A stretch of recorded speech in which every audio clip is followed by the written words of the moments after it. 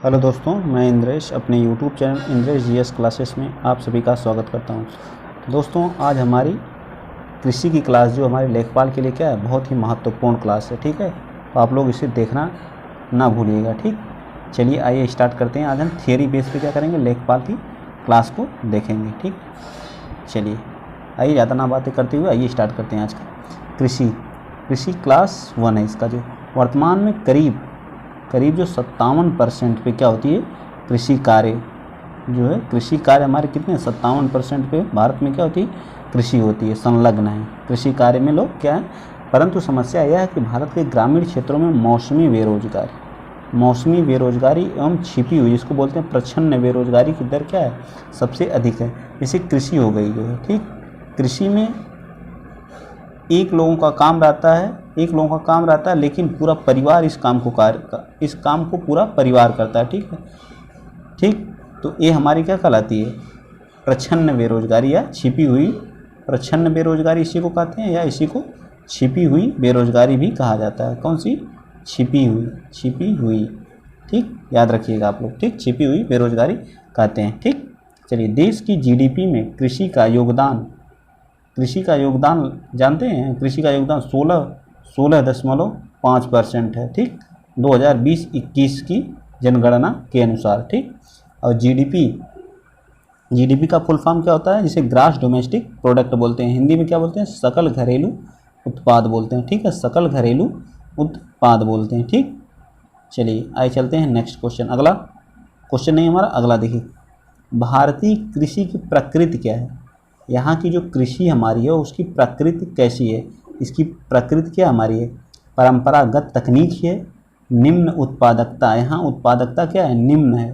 कैसी है, निम्न है। अल्प रोजगार एवं छिपी हुई बेरोजगारी, रोजगार बहुत कम है यहाँ पर। उत्पादन में अनिश्चितता है। क्या है, उत्पादन में क्या है, अनिश्चितता है। ठीक है, भारतीय कृषि की ये क्या है, नेचर है या प्रकृति है। ठीक, आगे देखिए क्या है, आगे हमारा आपके सामने रहा है, निम्न उत्पादकता के कारण क्या हैं। जो हमारी उत्पादकता कम होती है उसके कारण क्या हैं, जो क्यों हमारी जो है, हम बोते हैं, मतलब 1 बीघा खेत में अगर गेहूँ लगाते हैं, मान लीजिए हमारा 1 बीघा खेत है, ये इसमें हम गेहूं का पौधा लगाते हैं, लेकिन हमारी उत्पादकता कम है, क्यों है, ऐसा क्यों है। तो कृषि में अत्यधिक लोगों का संलग्न होना, ये भी हमारा क्या है, एक कारण है ये। ठीक है, अत्यधिक लोगों को लगे होने के कारण भी हमारी क्या उत्पादकता क्या है, उत्पादकता में कमी। अपर्याप्त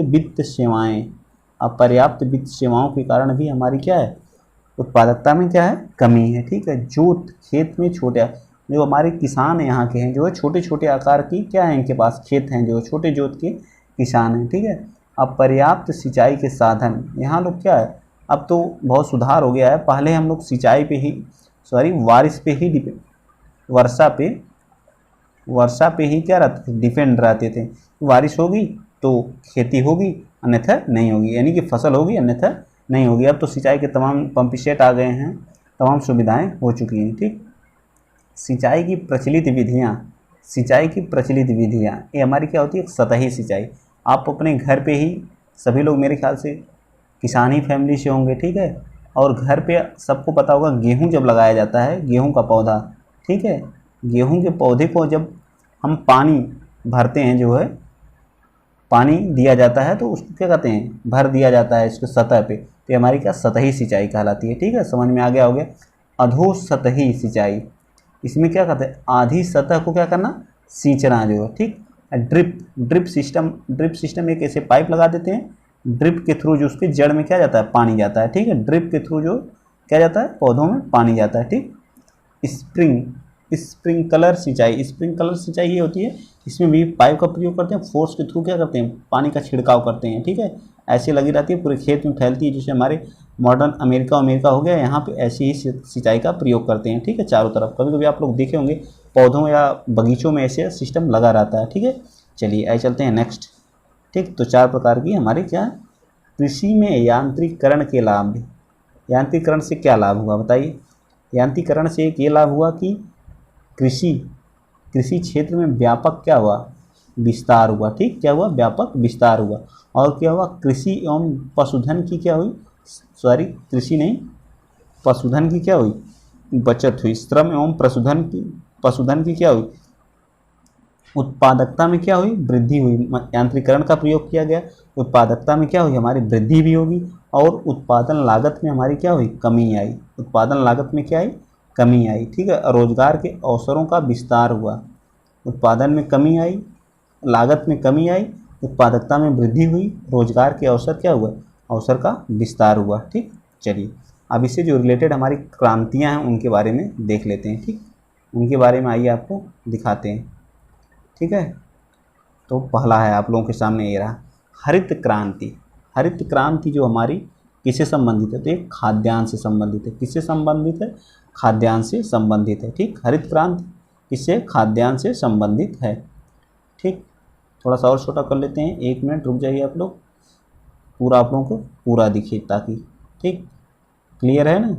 चलिए तो हमारी क्या है हरित क्रांति, इसके जो है जनक कौन है, डॉक्टर एस स्वामीनाथन इसके क्या है, डॉक्टर एस स्वामीनाथन क्या है इसके जनक हैं, ठीक है। डॉक्टर एस स्वामीनाथन इसके क्या है, जनक हैं, ठीक है। हरित क्रांति के जनक किसे माना जाता है, तो डॉक्टर एस स्वामीनाथन को, जो 1966 में हमारी हरित क्रांति हुई थी, ठीक है। और सबसे ज़्यादा इसका प्रभाव किस पे पड़ा, तो सबसे ज़्यादा इसका प्रभाव जो गेहूं और किस पे पड़ा, गेहूं और चावल या इसी को बोलते हैं धान पे पड़ा, ठीक है। चावल और धान पे इसका सबसे ज़्यादा प्रभाव पड़ा।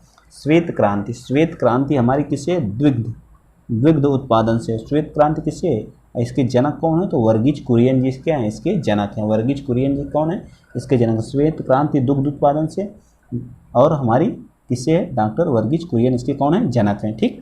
चलिए चलते हैं नेक्स्ट हमारा कौन सा, नीली क्रांति। नीली क्रांति हमारी किससे, मछली उत्पादन से, ठीक है। किससे है, मछली उत्पादन से हमारी क्या है, नीली क्रांति है, ठीक। जिसके जनक कौन है, तो हीरालाल चौधरी और डॉक्टर अरुण कृष्णन इसके क्या हैं, जनक हैं। चलिए नेक्स्ट चलते हैं, नेक्स्ट हमारा कौन है, गोल क्रांति। गोल क्रांति, तो गोल हमारा क्या होता है, ट्रिक से देखिए, गोल हमारा क्या होता है, आलू। आलू क्या होता है, इसके लास्ट में भिल्ला आ रहा है और गोल में भिल्ला आ रहा है, तो क्या हो जाएगा, आलू। आलू उत्पादन से कौन सी, गोल क्रांति है। भूरी एवं धूसर क्रांति, इसी को भूरी क्रांति या धूसर क्रांति, बहुत इंपॉर्टेंट है, एनटीपीसी में पूछा था। एनटीपीसी का मैंने एग्जाम दिया था, तो उसमें क्या किया गया था, पूछा गया था ये वाला, भूरी क्रांति या धूसर क्रांति किससे संबंधित है, उर्वरक से है, ठीक। फर्टिलाइजर या उर्वरक से संबंधित हमारी कौन सी है, तो भूरी क्रांति हमारी किससे है, उर्वरक से, ठीक, याद रखेंगे ना। चलिए गुलाबी क्रांति किसका संबंध किसके, तो झींगा उत्पादन से। गुलाबी का किसके, सबसे मोस्ट इंपॉर्टेंट है झींगा उत्पादन से। औषधि और प्याज उत्पादन से भी है, औषधि और प्याज उत्पादन से। इसके जनक कौन है, तो दुर्गेश पटेल जी हैं। कौन है इसके जनक, दुर्गेश पटेल जी इसके क्या हैं, जनक। चलिए आइए चलते हैं नेक्स्ट, अगला देखिए, पीली क्रांति या इसी को बोलते हैं तिलहन उत्पादन या खाद्य तेल या तिलहन उत्पादन।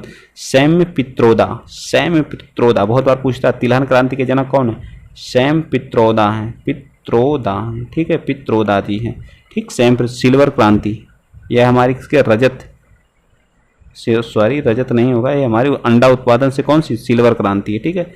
इंदिरा गांधी इसके जनक कौन है, इंदिरा गांधी जी। तिलहन के कौन है, सैम पित्रोदा जी हैं। पीली क्रांति के जनक कौन है, सैम पित्रोदा। सिल्वर क्रांति के इंदिरा गांधी जी।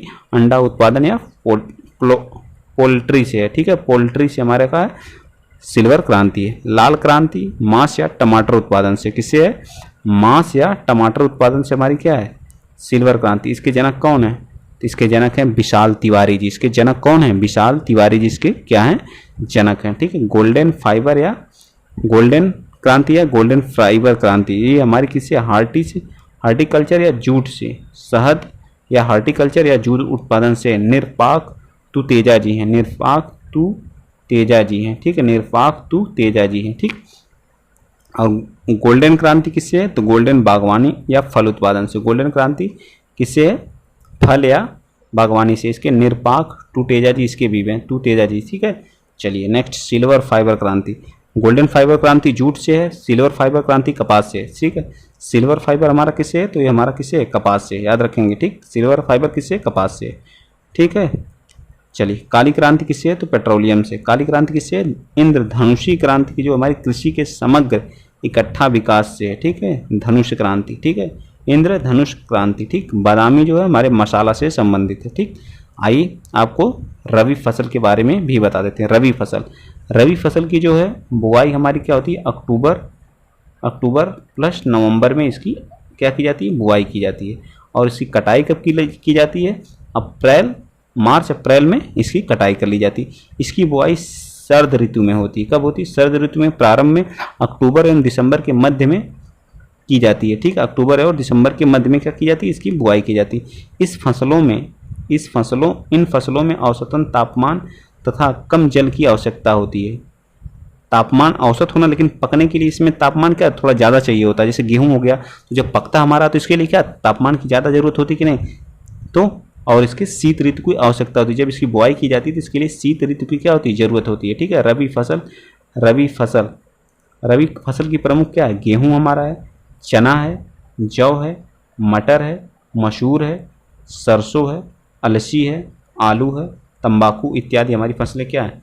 रबी फसल से संबंधित है। याद रखेंगे कौन कौन सी पूछता है, बहुत एग्जाम में पूछता है, हर एक एग्जाम में पूछता है। रबी की फसल गेहूं, चना, जौ, मटर, मसूर, सरसों, अलसी, आलू, तंबाकू हमारे क्या है? रबी की फसल। बुआई कब होती है? अक्टूबर नवंबर में होती है। काटा कब जाता है? मार्च अप्रैल के महीने में काटा जाता है। तापमान औसतन चाहिए होता है। जब बुआई की जाती है तो शीत ऋतु होनी चाहिए। जब काटा जाता है तो उसमें टेम्परेचर अधिक चाहिए होता है। ठीक है, ऐसे करके याद रखेंगे तो याद हो जाएगा। और इसमें जल की क्या होती है? आवश्यकता कम होती, थोड़ी कम होती। ठीक है, चलिए आगे चलते हैं खरीफ की फसल के बारे में। आइए आपको बता देते हैं खरीफ की फसल क्या होती है। खरीफ की फसल देखिए, खरीफ की फसलों को अधिक ताप की क्या होती है? आवश्यकता होती है। तापमान इसके लिए क्या होता है? अधिक चाहिए होता है। इसकी बुआई कब होती है? जुलाई अगस्त के महीने में इसकी क्या होती है? मई से स्टार्ट बुआई मई जुलाई तक की जाती है। ठीक है, मई में भी कुछ लोग बो देते हैं, जून में भी लोग बोते हैं और जुलाई में बुआई हो जाती है। ठीक है, और कटाई सितंबर अक्टूबर में इसकी क्या होती है? कटाई हो जाती है। ठीक, खरीफ की प्रमुख फसलें जो धान हमारा है, क्या क्या है? धान है, मक्का है, बाजरा है, ज्वार है, अरहर की भी बुआई की जाती है। ठीक है, मूंगफली है, कपास है और गन्ना भी हमारी क्या है? इसी फसल में आती है। खरीफ की फसलों में अधिक ताप और अधिक जल की आवश्यकता, उसमें जल की भी अधिक आवश्यकता होती है। जब इसकी रोपाई की जाती है, धान की रोपाई की जाती है तो पूरा एकदम पानी कीचड़ भर के जो है तब इसकी क्या पानी में ही क्या की जाती है? रोपाई की जाती है। ठीक है, चलिए आइए चलते हैं नेक्स्ट जायद की फसल। जायद की फसल के बारे में आइए देख लीजिए। जायद की फसल हमारी कौन कौन सी है? तो जायद की फसल में देखिए, जायद की फसल की बुआई मार्च अप्रैल में की जाती है। कब की जाती है? मार्च अप्रैल में की, तथा कटाई कब की जाती है? जून जुलाई तक से पहले ही कर ली जाती है। ठीक है, जायद की फसलों में हमारी तरबूज इसमें हमारा कौन? अप्रैल का महीना चल रहा है। देखिए इसमें यही हमारा महीना क्या है? इसी समय जो हमारे इन सब की बुआई करके जो इसकी कटाई भी कर ली जाती है मार्च जून जुलाई तक। ठीक, ककड़ी हो गया, लौकी हो गया, लोबिया हो गया, मूंग भी हमारी क्या जायद की फसल है। ठीक, चलिए आइए देखते हैं कृषि से संबंधित प्रमुख जो हमारी संस्थाएं कुछ हैं। जैसे नाबार्ड हमारा हो गया। नाबार्ड का फुल फॉर्म होता है national bank for agriculture and rural development. इसकी स्थापना कब हुई थी? तो 12 जुलाई 1982 को इसका हेडक्वार्टर कहाँ है? मुंबई में। नाबार्ड की स्थापना 1982 में, 12 जुलाई 1982 में। हेडक्वार्टर कहाँ है? मुंबई में। गोविंद राजालू चिंतालू जी इसके क्या है? हेड हैं। ठीक है, नाबार्ड याद रखिएगा। नाबार्ड का full form national bank for agriculture and rural and development. इसका क्या फुल फॉर्म है? स्थापना 12 जुलाई 1982 को। इसका मुख्यालय कहाँ? मुंबई में। याद रखिएगा। ठीक, चलिए चलते हैं नेक्स्ट। अगला हमारा भारतीय राष्ट्रीय कृषि सहकारी विपणन संघ, जिसको बोलते हैं क्या? NAFED, जिसका होता है full form national agriculture cooperative marketing federation of India limited. इसकी स्थापना कब होती है? 2 अक्टूबर 1958 को क्या होती है? इसकी स्थापना होती है। ठीक है, भारतीय राष्ट्रीय कृषि सहकारी विपणन संघ की स्थापना कब होती है? 2 अक्टूबर 1958 को होती है। भारतीय जनजातीय सहकारी विपणन विकास परिषद जनजातियों के लिए होता हमारा ट्राइफेड। इसको क्या बोलते हैं? ट्राइफेड भारतीय जनजातीय सहकारी विकास परिषद, इसको बोलते हैं ट्राइबल कोऑपरेटिव मार्केटिंग डेवलपमेंट बोलते हैं। फेडरेशन ऑफ इंडिया की स्थापना ट्राइफेड की स्थापना 1987 में होती है। कब होती है? 1987 में। बस इतना याद रखेंगे आप लोग, कब होती है? 1987 में। और हमारी राष्ट्रीय सहकारी विकास निगम मोस्ट इंपॉर्टेंट है। राष्ट्रीय सहकारी निगम इसको बोलते हैं नेशनल कोऑपरेटिव डेवलपमेंट कोऑपरेशन। ठीक है, नेशनल कोऑपरेटिव डेवलपमेंट कोऑपरेशन की स्थापना 1963 में होती है। 1963 में, ये भी याद रखेंगे आप लोग। राष्ट्रीय सहकारी विकास निगम की स्थापना 1963 में होती है। और हमारे भारतीय जनजाति सहकारी विपणन विकास परिषद, जिसको ट्राइफेड बोलते हैं, 1987 में होती है। याद रहेगा ना आप लोगों को, बस इसका सन ही पूछेगा इन सब का। और कौन हो गया हमारा भारतीय राष्ट्रीय कृषि सहकारी विपणन संघ, जिसे नेफेड बोलते हैं। नेफेड की स्थापना जो 1958 में होती है और नाबार्ड की स्थापना 1982 में होती है। ठीक, भारत में प्रमुख कृषि संस्थान देख लीजिए, भारतीय कृषि अनुसंधान संस्थान कहाँ पे है? नई दिल्ली में, जिसको बोलते हैं Indian council of agricultural research, जो हमारा कहाँ है? न्यू दिल्ली में। भारतीय कृषि अनुसंधान संस्थान पूसा बिहार में। भारतीय कृषि अनुसंधान संस्थान जो हमारा पूसा बिहार में है, लेकिन बाद में इसको कहाँ ला दिया गया? न्यू दिल्ली में। वर्तमान में कहाँ पे है? न्यू दिल्ली। भारतीय गन्ना अनुसंधान संस्थान कहाँ है? लखनऊ में। गन्ना प्रजनन अनुसंधान, जहाँ गन्ने का क्या किया जाता है? प्रजनन किया जाता है, वो कहाँ पे है? तो हमारा कहाँ? कोयम्बटूर में। जहाँ गन्ना अनुसंधान संस्थान कहाँ पे है? लखनऊ में। और प्रजनन वाला कहाँ पे है? कोयम्बटूर, तमिलनाडु में। ठीक, राष्ट्रीय बीज अनुसंधान तथा प्रशिक्षण कहाँ पे हमारा खोला गया है? तो वाराणसी में। ठीक है, कहाँ पे खोला गया है? National seeds research and training centre हमारा कहाँ पे है? तो हमारा वाराणसी में। ठीक, चलिए चलते हैं नेक्स्ट। राष्ट्रीय चावल अनुसंधान संस्थान हमारा कहाँ? कटक में है। राष्ट्रीय चावल या कहे भारतीय चावल, भारतीय चावल अनुसंधान सॉरी भारतीय नहीं, केंद्रीय कहे, एक मिनट, केंद्रीय, अगर कहे केंद्रीय चावल अनुसंधान तब भी वही होगा। ठीक है, केंद्रीय चावल अनुसंधान संस्थान तब भी, लेकिन कहे भारतीय चावल अनुसंधान, भारतीय चावल अनुसंधान संस्थान कहाँ पे है? तो हमारा हैदराबाद में। कहाँ पे है? हैदराबाद। ठीक है, हैदराबाद तेलंगाना की क्या है? राजधानी है। तेलंगाना के हैदराबाद किस नदी के किनारे है? तो मूसी नदी के किनारे। याद रखिएगा इतना। ठीक है, किस नदी के किनारे है? तो मूसी नदी के किनारे है। ठीक, कंफ्यूज ना हो। केंद्रीय आलू अनुसंधान संस्थान कहाँ पे है? तो हमारा शिमला में है। कहाँ पे? शिमला में है। ठीक, सेंट्रल पोटैटो रिसर्च इंस्टीट्यूट कहाँ पे है? तो हमारा कहाँ पे? शिमला में। केंद्रीय मृदा लवणता अनुसंधान संस्थान कहाँ पे? तो करनाल में। ठीक, याद रखेंगे ना आप लोग, कहाँ पे? करनाल में। ठीक, चलिए चलते हैं नेक्स्ट। अब आइए उससे रिलेटेड कुछ क्वेश्चन को हम देख लेते हैं। ठीक है, मेरे हाथ से ही लिखे हुए हैं। निम्नलिखित में से कौन से उद्योग कृषि पर आधारित हैं? बताइए।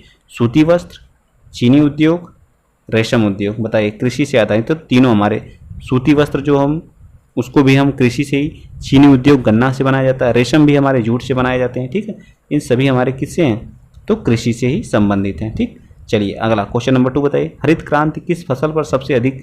तो मैंने अभी आगे ही आप लोगों को बताया था, गेहूं और चावल पर सबसे अधिक जो हमारी हरित क्रांति 1966 में हुई थी, ये हमारे सबसे ज़्यादा 66-67 में हुई थी। ठीक है, याद रखेंगे आप लोग।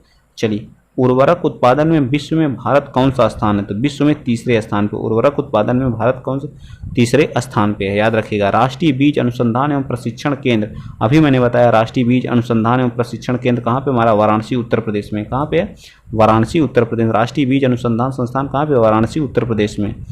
एक थ्रेशर द्वारा दानों का अधिक नुकसान होता है यदि इसकी गति अधिक होगी। अगर जब आप अभी हाल ही में जो आप गेहूं की मड़ाई कर रहे थे या थ्रेशर के द्वारा उसे बीज उसका सीड्स निकाल रहे थे, जब थ्रेशर की जो है स्पीड ज़्यादा रहेगी, अधिक स्पीड रहेगी, तो बीज का क्या होगा? ज़्यादा नुकसान होगा। ठीक है, बहुप्रचलित सिंचाई स्रोत है, तो ट्यूबवेल के द्वारा सबसे बहुप्रचलित क्या है? ट्यूबवेल के द्वारा सबसे ज़्यादा सिंचाई की जाती है। सिंचाई में जल का प्रयोग कुशल मितव्ययिता बचत के अनुसार कौन सी प्रणाली श्रेयस्कर है? तो ड्रिप प्रणाली सबसे अच्छी क्या है? सबसे कुशल जल के लिए जो उसके एकदम जड़ तक पहुंचती है, तो ड्रिप प्रणाली क्या है? एकदम उसके जड़ में ही पानी को देती है, सिर्फ इधर उधर नहीं, उसके जड़ में पानी को पहुंचाती है। ठीक, चलिए NPK नाइट्रोजन, फास्फोरस और कौन सा?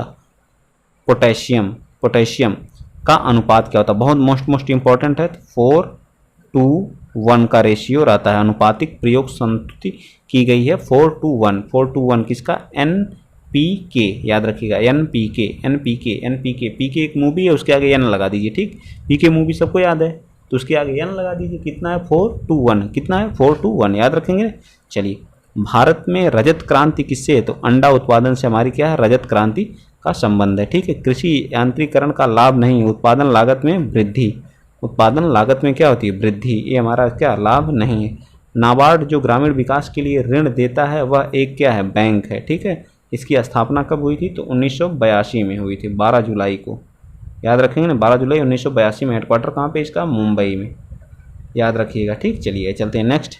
अगला बताइए, राष्ट्रीय किसान आयोग का गठन कब किया गया था? याद रखिएगा, राष्ट्रीय किसान आयोग 2004 में इसकी स्थापना हुई थी। याद रखेंगे आप लोग। राष्ट्रीय किसान क्रेडिट कार्ड योजना 1998, पीएम उस समय कौन थे? अटल बिहारी वाजपेयी थे। कौन थे? अटल बिहारी वाजपेयी जी थे। ठीक, अटल बिहारी वाजपेयी जी। तो किसान क्रेडिट कार्ड 1998 की है। राष्ट्रीय किसान आयोग 2004 का। राष्ट्रीय किसान आयोग का 2004 का। भारत के प्रथम कृषि विश्वविद्यालय की स्थापना कहाँ? पंतनगर में। अभी कहाँ चला गया? पहले उत्तर प्रदेश का हिस्सा था, लेकिन अब कहाँ चला गया? उत्तराखंड में चला गया है। गेहूं का अधिकतम उत्पादन करने वाला राज्य कौन सा है? गेहूं उत्पादन में नंबर 1 पे कौन? हमारा यूपी है। ठीक है। धान उत्पादन में हमारा नंबर 1 या चावल उत्पादन में कौन है? पश्चिम बंगाल है। कौन है? पश्चिम बंगाल है। ठीक है। अभी हाल ही में करंट की न्यूज है, साग सब्जी उत्पादन में जो है पहले पश्चिम बंगाल नंबर 1 पे था, लेकिन इस समय हमारा उत्तर प्रदेश पश्चिम बंगाल को पछाड़ के नंबर 1 पे हो गया। ठीक है। अगर वीडियो आप लोगों को अच्छा लगा है तो प्लीज़ वीडियो को ज़्यादा से ज़्यादा क्या करिए? शेयर करिए, चैनल को सब्सक्राइब करिए। इसी तरह से आप लोग सपोर्ट बनाए रखिए। मैं अब टॉपिक वाइज सोच रहा हूँ क्वेश्चन लाऊं और प्रैक्टिस सेट भी लाता रहूँगा। मैथ, रीजनिंग, मैथ का भी आप लोगों के सामने आएगा, प्लस जो हमारा प्रैक्टिस सेट ग्रामीण परिवेश का भी आएगा, जीके जीएस का भी आएगा, हिंदी का भी आएगा। तो आज के लिए इतना ही। अगर वीडियो अच्छा लगा है तो प्लीज़ ज़्यादा से ज़्यादा लाइक, शेयर और चैनल को सब्सक्राइब करिए। जय हिंद, जय भारत।